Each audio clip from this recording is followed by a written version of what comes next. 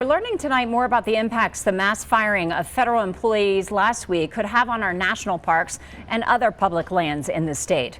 Colorado is home to 13 national park sites, including 4 national parks like Rocky Mountain and Great Sand Dunes. 65% of Colorado's forests are federally owned. News 5's Brett Forrest spoke with a Colorado man who was recently fired from his Park Service position.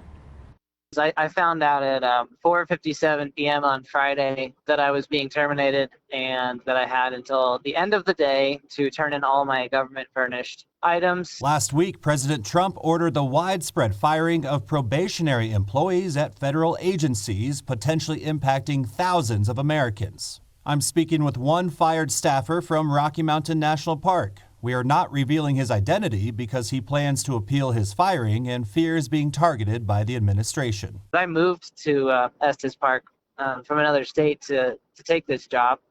My wife quit her job to come move down with me, and now we both don't have jobs. Living in federal housing, he had to immediately pack up and move. He shared his termination letter with me, calling it boilerplate language that thousands of others across agencies also received, claiming he failed to demonstrate fitness or qualifications for continued employment.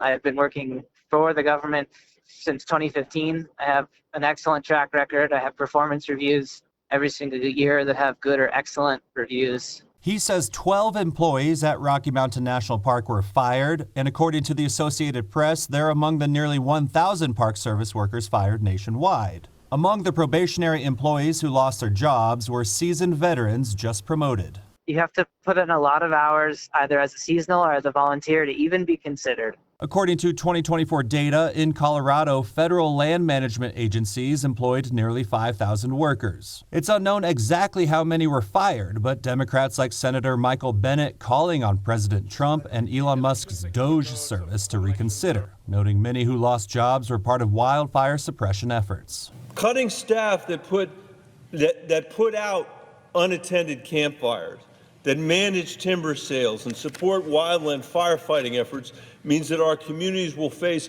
much more wildfire risk come spring.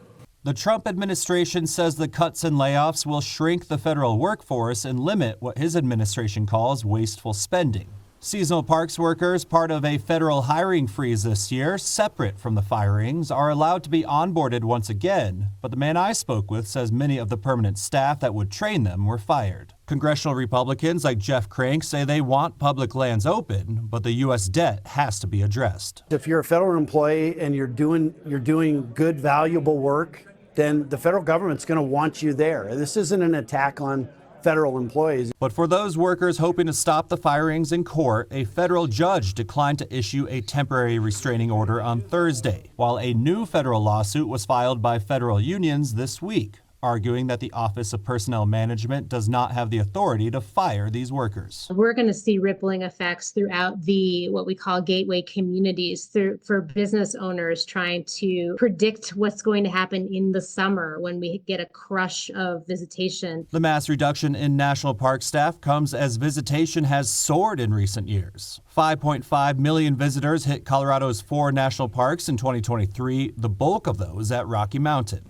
And park staffing was already down nationally by 20% since 2010 from budget constraints, while park visitation jumped 16% in the same period. These directives are already having a rippling effect on human beings and their families, but also we will see it firsthand when you go to a national park and it is not staffed and people are running around doing collateral duties. For those fired, even if they get reinstated, many already have had to move on to make ends meet, saying they lost their dream job and were there to fulfill the mission of the Park Service, which is to protect the natural and cultural resources and provide an enjoyment experience for visitors to today and also visitors of tomorrow.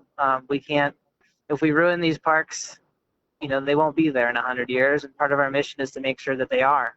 Colorado has a large number of federal civilian employees, and if you've been impacted, we would like to hear from you. You can reach out to me. My contact info is on our website, KOAA.com. I'm Brett Forrest reporting News 5.